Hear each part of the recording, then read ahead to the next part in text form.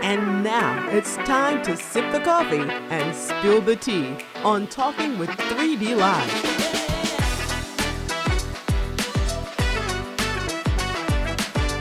Here's your host, Derrick Dixon.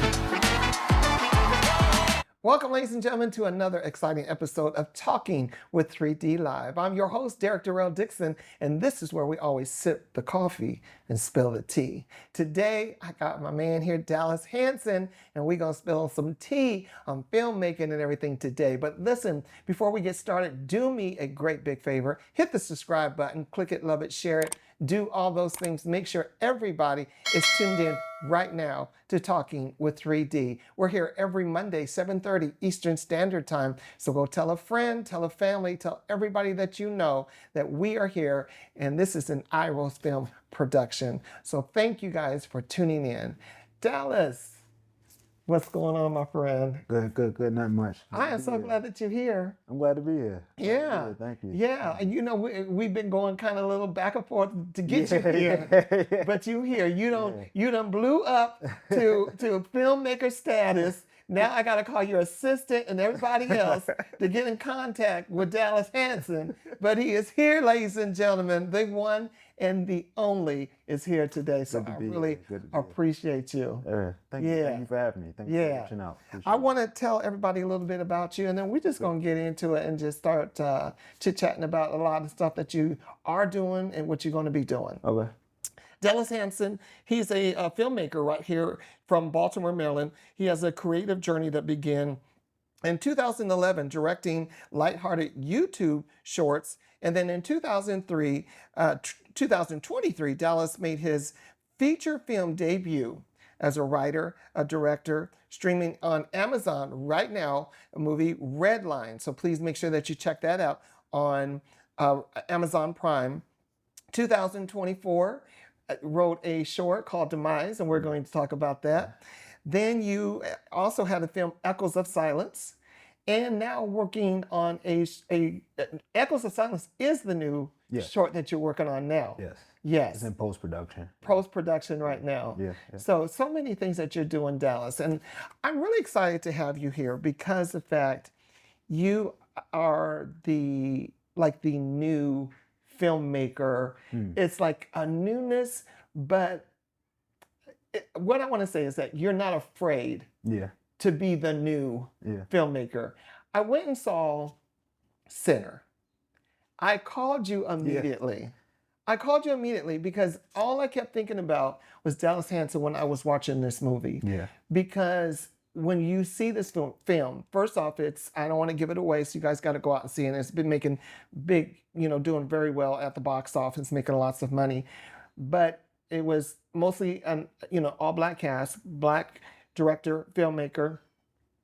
And to see someone do that type of work was refreshing, because we don't make those films. Yeah.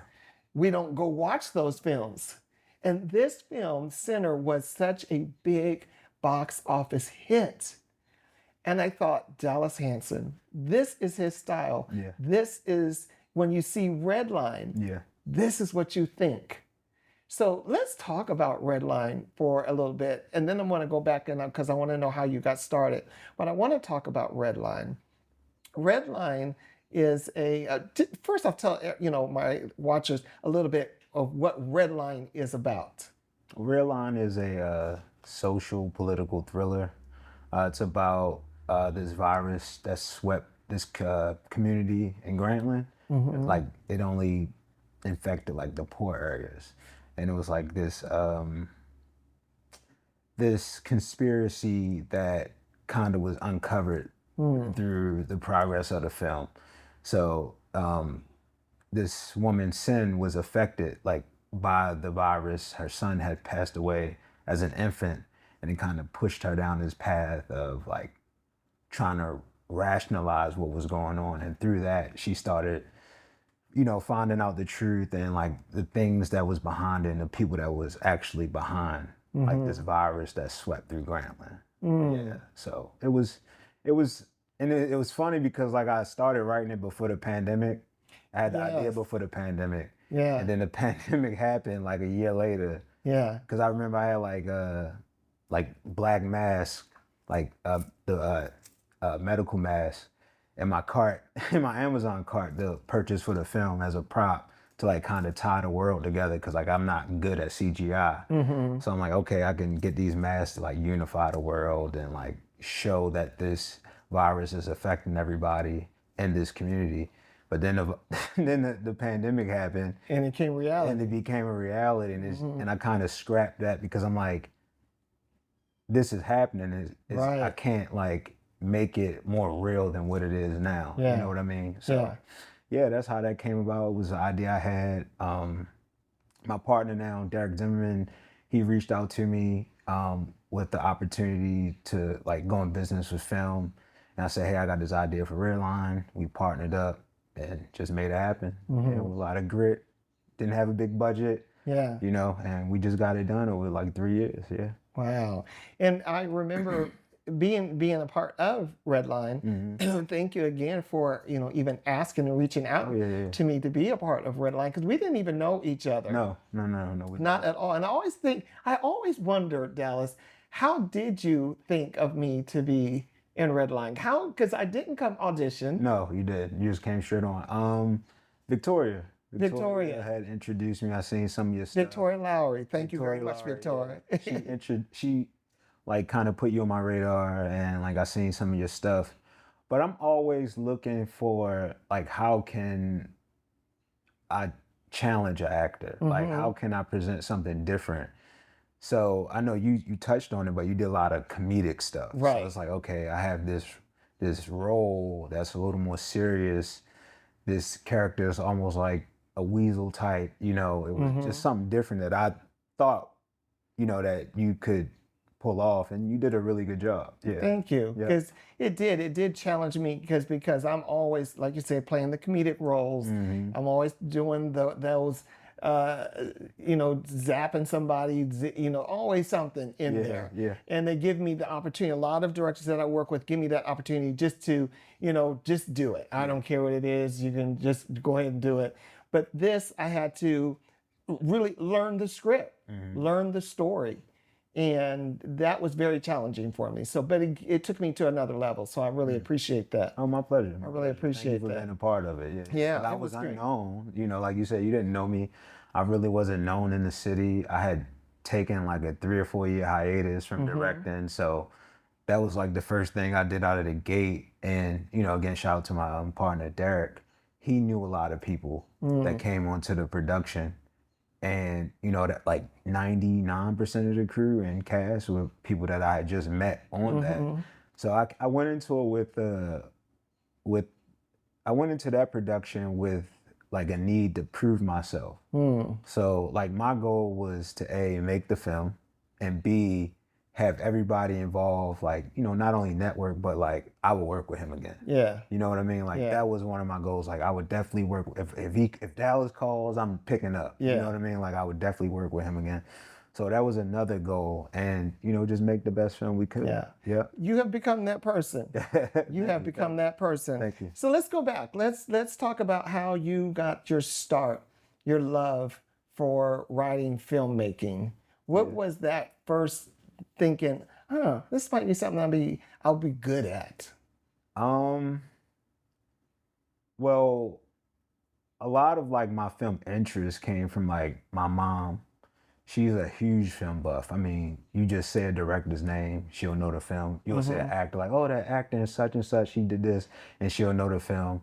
And also my dad, like every weekend when Hollywood Videos was a thing, or like Blockbusters was a thing, they had the section where like once the film like kind of ran through its course, they'll like put it in like the 3 for 10. So like every weekend we're picking up like 3 or 4 films, and we would watch a bunch. I would just watch a bunch of films like through that. And like my mom, she introduced me to like a lot of great directors, but like making a film and writing a film was just so foreign that it wasn't even an idea for like a long time. Like I would watch like behind the scenes, like making of on like the Blu-ray specials or the DVD specials. T. Renee Gardner presents the comedy gospel stage play, The Man Monster, introducing Rio Harrington. Come out June 13th and June 14th at the Chesapeake Arts Center. Get your tickets now. They are available at www.manmonster.com. That's www.manmonster.com.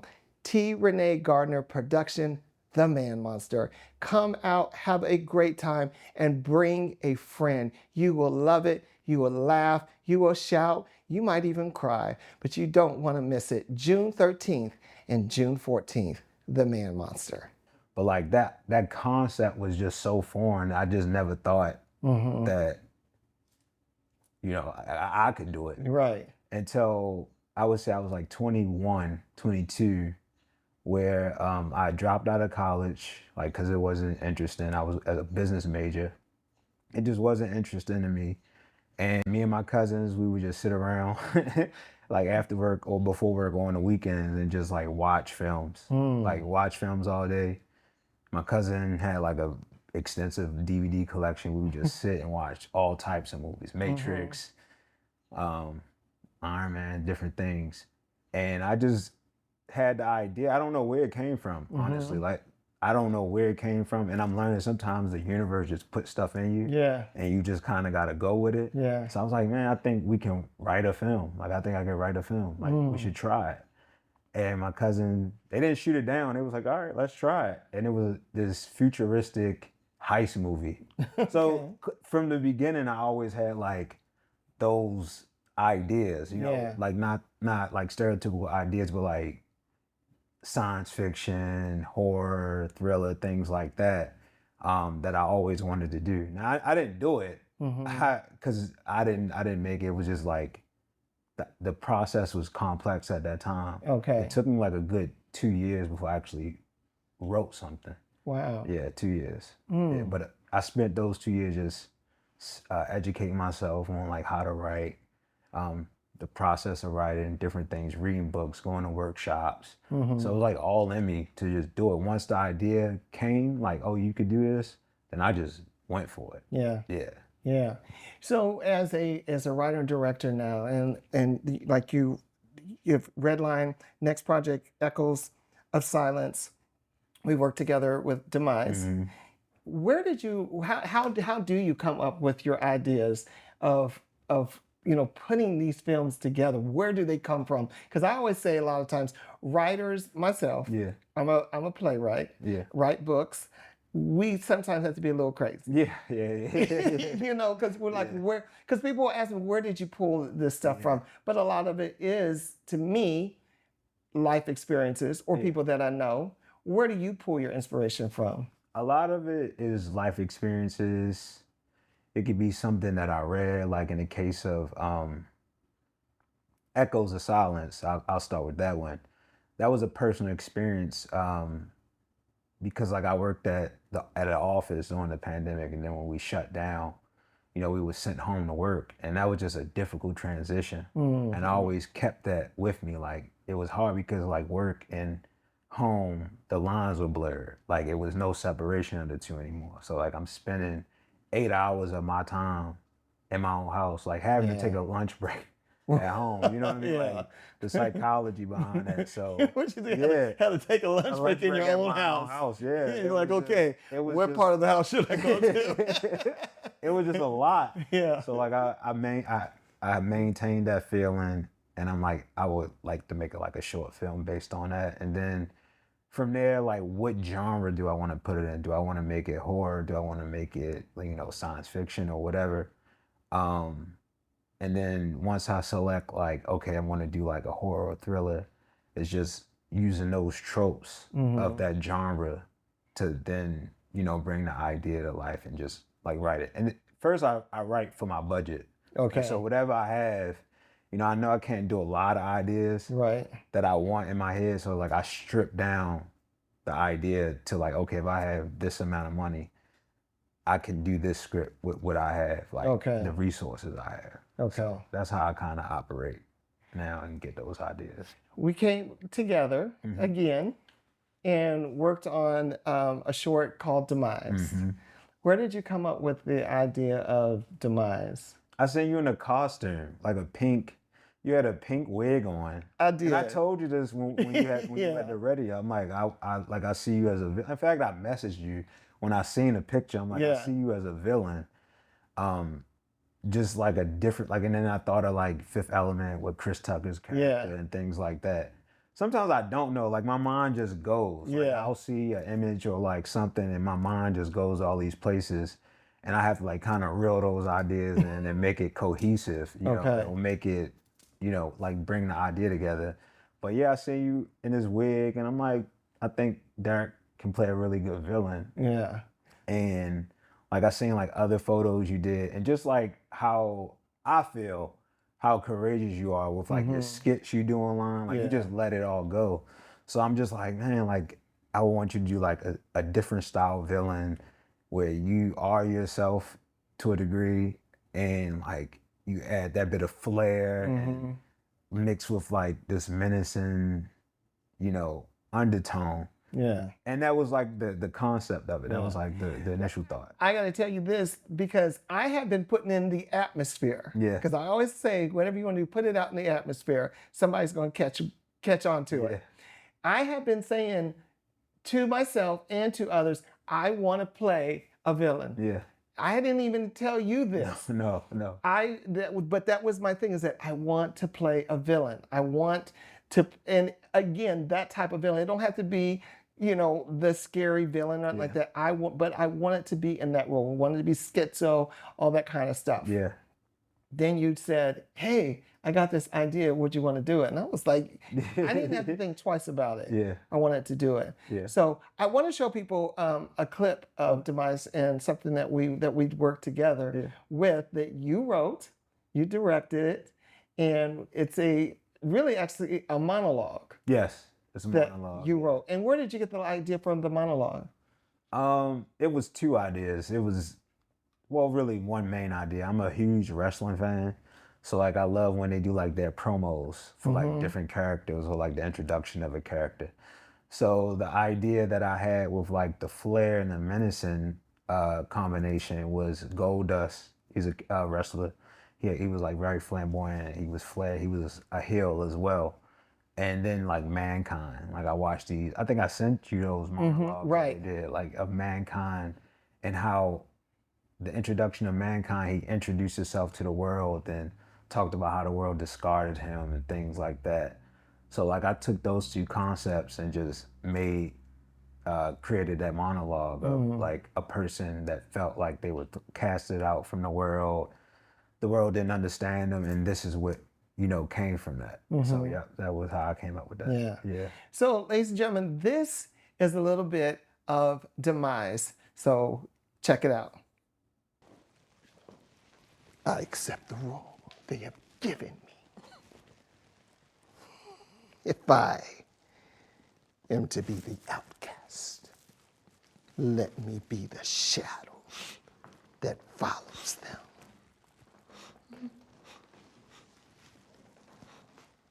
If I am to be the monster, let me be the reminder of what they forget. So that was Demise. So again, incredible working with you on that. What do you now want to do with Demise as far as doing more with it? I want to expand it more into eventually a feature. Like I was really inspired by the Joker film with like Joaquin Phoenix that like really inspired me to do like, because it was like a new approach of like the villain origin story. So that really inspired me to like push, or it gave me like a new direction for the character of Demise. So I'm looking to do like a feature or like an extended short of it where we learn more about this character, you know, because he's an actor. And like I have some initial concepts that I'll share with you. You know, he's an actor who, you know, he gets this role, and the role kind of coincides with his transformation or like his downward spiral into what you've seen in the clip. Yeah. So that's like the concept. So it was like a blend of like Joker, Black Swan, Whiplash, like all yeah. of those films. And well, I'm taking not concepts, but inspirations from like those films to Okay. and just crafting out this story. Yeah. Love it. Love it. I got so many other questions to ask you. As a filmmaker and a writer director, what is the most important thing as far as putting a film together? I would say the budget is the most important thing because it kind of dictates what you can and can't do. And before you write anything, before you pick up a camera, put the crew together, like just take inventory of what you have access to, whether it's like family members' houses, your budget, props, like what can you get if you needed it tomorrow? That's what I do first. Like, so I'll say, hey, I have my uncle's house or my aunt's house. Okay. I can do this there and things like that. And on top of that, I have this budget. What can I make with what I have right now? Right. And then I craft the story around that, or like I'll have the story and then like I strip it down or not based on what I have access to at that moment. So like Echoes of Silence, my friend Tristan, he let us use his house, but like working with like in other areas, like so I started exploring more with like filmmakers and stuff like out Frederick. So I met a lot of like talented people out there. So like what I had access to had expanded from Redline till today. I had more access to things. So like I called more people, and then like Tristan had like, he was real gracious to let us use like a lot of his equipment, which is like, we talking red cameras, like high quality sound equipment, Russian lenses, vintage Russian lenses. Yeah. So I had more access to stuff. So I was able to, input a lot more ideas that I had with this. Okay. Yeah. So I would say your budget and what you have access to is more. What do you look for in actors, and what do you expect from actors? What I expect, because like I'm the type of director that will allow you to explore the material as long as you know the material. Right. Like if you know why you made this choice and it works within the film, then I have no problem with that. But like, don't take the material and then turn it to like a comedy when it's like a dramatic situation. Like example, Victoria was brilliant actress. A lot of like the drinking and stuff that you seen her do with her character in Redline, she improv that. Okay. But it just made sense. Like that wasn't in the script. It made sense because she's a grieving mother who lost an infant child. So that just made sense to me. But yeah, I look for the actors to know their lines at the very minimum. And take direction well, because I worked with you also, Echoes of Silence, and you're saying, hey, I need you to just improv a little bit here. And the actor has to be able to take direction and listen. Yes. Because if you can't listen and take direction, well, then again, you're wasting time and money because you got to do it over and over and over again until you get it. It doesn't work, yeah. It don't work. And that's what I was looking for with, like, especially with Echoes of Silence, like this particular film, because 99% of it is one character. So that person had to carry the entire film with their performance. So, we had auditions and every actor did really well. But it's like we would throw them a curveball, like, okay, try this, like this. Try this scene or this line as if you were, whatever, like just different than what's on the text or different than what I said the first time. Gotcha. And who was able to adapt to that, is who we ultimately went with. But do you have the ability to take direction? Do you know the material? Are you making good choices based on your knowledge of the material, things like that? So that's what I look for. Well, I'm about to shift gears. Let's see how good you are with this. So you're the creative director of the street brand, The Forgotten. Yes. Well, tell me a little bit about that. Where did you get this idea for your street brand, The Forgotten? I've always been into like fashion and like streetwear for a long time. I had a brand, around the same time I started film, like 2012 with my cousin, and we were doing like t-shirts and things like that. And this was like before IG, so like a lot of stuff we had to like go to locations. Like we didn't have like built-in marketing like that people have now for like social media. So like we had to like really have like a local presence. So like we had, it was pretty successful. We had like t-shirts and stuff in several different like skate shops across the city and things like that. So, we kind of stopped, but it was always in me. And then I would say around 2019 is when I came up with the idea for The Forgotten. It was based on this school project that I had when I was in college. We had to go around the city and like, it was called Text in the City. So you had to create this sign, put it around the city and take pictures. And like, I had like this thing called home. Well, I had the word called home. So I did like this abstract idea where I didn't do like houses. Okay. In the city, you see a lot of discarded like furniture. Right. People sleeping in beds, Yeah. things like that under the like like the driveways. I mean, not driveways, but like the byways and things like that. So I would put the text there and just take pictures. And I seen like these homeless people when they were like sleeping under the bed. I mean, sleeping under the highways. And like I had a conversation with them, and like, I think it was one person's birthday. Oh, wow. Like that day. So yeah, Wow. and that kind of like stuck with me. Like, hey, this person's birthday, and like they're sleeping under the highway, bridge. like, Yeah. they've been forgotten. Yeah. Oh, And then that's when I kind of like Okay. went with that idea and that concept, and just start like crafting that a bit into like a brand, but like not condescending. Yeah, or, not like, to mock them. Yeah, not to mock them. Yeah, But to like, say, yeah, people are they're forgotten. Yeah. Yeah. I love that though. Yeah, that's how I came about I would support that big time. You're also pursuing elite status as an OCB pro bodybuilder. Yes. Yeah.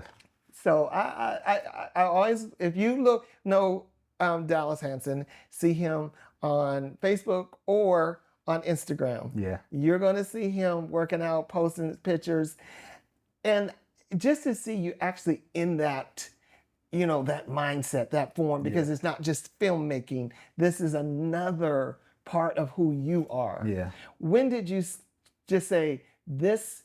Because at one time, what was your weight at one time? My heaviest, I was 315. 315. And I look at you thinking, 315 where? Yeah. I was 315. 315.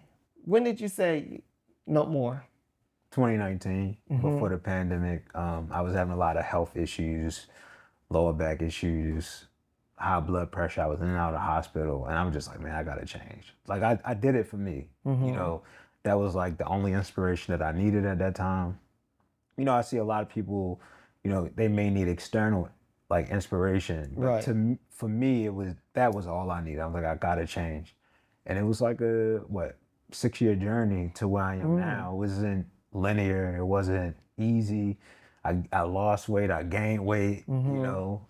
Things happen, but yeah, I made my mind up that I wanted to change, and it was just small changes over time that grew to what I am now. Like my life and what I do is completely different from like 5-6 years ago. The way you eat. The way I eat, like my social, it like informed my social life. Like I don't really go out as much to drink because like I'm scared. Like, okay, if I drink, it's gonna mess up my training for the next day. Not just the night, but like the next day, it's gonna throw me off. So like a lot of things I just don't do anymore. I don't necessarily miss it. I don't feel like I'm missing out on anything. Right. Like this is what I want to do. Yeah. And then, like I feel like once you put something in the universe, it'll make a way for you to get there. Yeah. Like I didn't think about bodybuilding. I just wanted to be fit and just be healthy. But like once I was in it, I met people at the gym that was like doing bodybuilding. I'm like, bodybuilding? Like I never even thought about that. Like what is that? And then they would, people would see you and they would come up to me and like, man, you should like try it. Like, you got a bit of muscle, you should try doing it. And I just did it. I just tried it. I'm like, all right. So I have my first show in June coming up. In June? Okay. Yeah. All right. Have you ever thought, Dallas, to documentary, go in that avenue with your pro bodybuilding? I did. Yeah, I have a shout out to Kalisha Perry. Me and her was discussing once like I'm 6 weeks out, like we'll do like a short like 6-part documentary Okay. leading up to the stage and talking about like where I started from. Show like because it's very intense. Yeah. Like it is, the eating is strict, the workout is strict. Like, there's a lot of things you can't have when you're in training, or certain parts of the training. It's very intense. It's difficult. It is very hard. So yeah, we're working on something. Yeah, like the next 2 or 3 weeks, put it together, start filming. So you'll be in competitions. You'll be in competitions and go to different levels, and is that the goal? The goal is to get my pro card. So you start off like amateur or like novice or like debut, and it's different classes. So you got classic, men's physique, and then like bodybuilding, like the big guys. Yeah. See, I'm not doing that. But Okay. yeah, I'm not doing that. So I did like classic. So I start off as novice, and if you place in like the open, like that means all like novice, debut, everybody comes together in classic. I think if you place like top 3, then you get a pro card, and then you become like a professional. And then you compete in different, because it's all year round. Like they have competitions throughout the country all year round, and you can compete at a professional level, and it can be pretty lucrative from what I've seen. But yeah, I'm. Why do pro bodybuilders have to spray tan and all that? What's that about? It helps with your appearance, like the look. Because my coach told me, she's like, I don't care how dark you are, how light you are, you gotta get a tan. It helps with the overall presentation. Because I didn't know if that was hiding like maybe marks on the body or something like that. So I never knew what actually, like, because you see that they all do it. Yeah, it is. It may be the hide marks, but I think it's just for the overall, like, as I shave my beard. Yeah. Because my coach suggested, she said, hey, your beard is too long. It's hiding certain muscles. So I was like, I didn't want to do it, but I'm like, all right, if it gives me more of an advantage, or if it helps me out more, I just cut off my beard just for like the show. Like if you see, like they don't have like big beards either. Right. Because you want the best presentation possible for yourself. Gotcha. You know what I mean? So, and it's a very physical sport. Like I took my first posing class. It was like an hour long. I was sweating. Wow.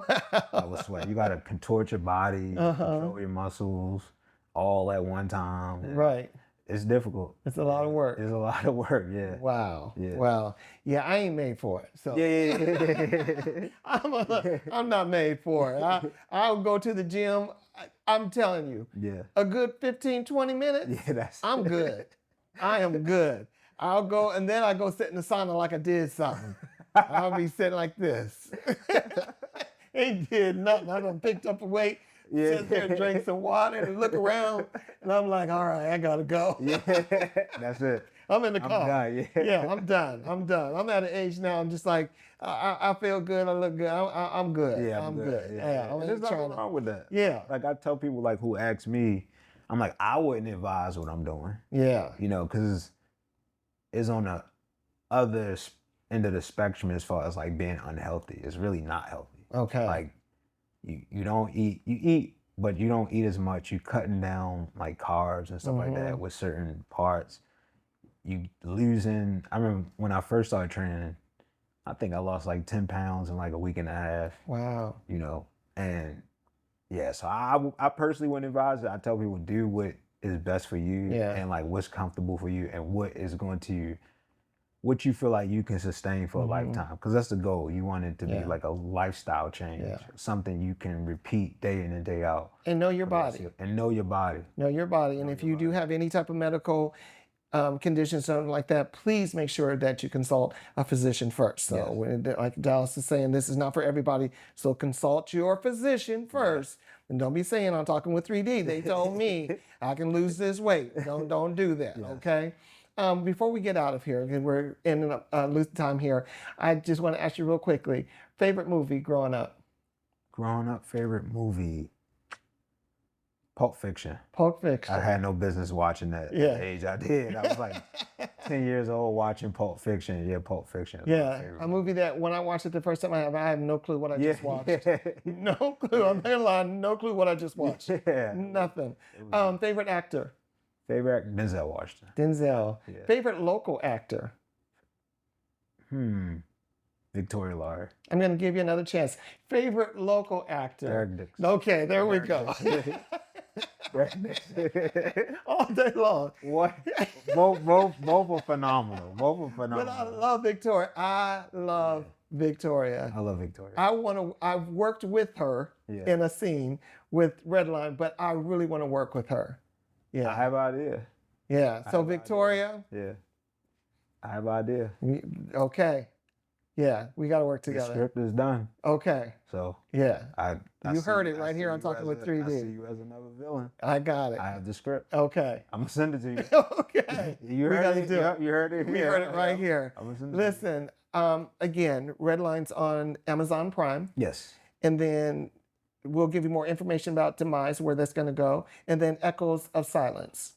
It's in post production. We're gonna have it do like a festival run and then Okay. release it on platforms like later on this year, like in the fall. In the fall. Yeah, but we're Okay. gonna do like some festivals and see what we can do in the festival, see what kind of noise we can make with that, and then release it. Well, you know, I'm always here supporting I appreciate and it. doing Yeah, what we you can are. do. Yeah. I appreciate it. Yeah.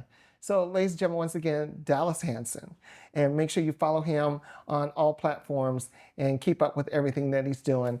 I want to again thank you guys so much for tuning in to Talking with 3D. We're here every Monday, 7:30 Eastern Standard Time.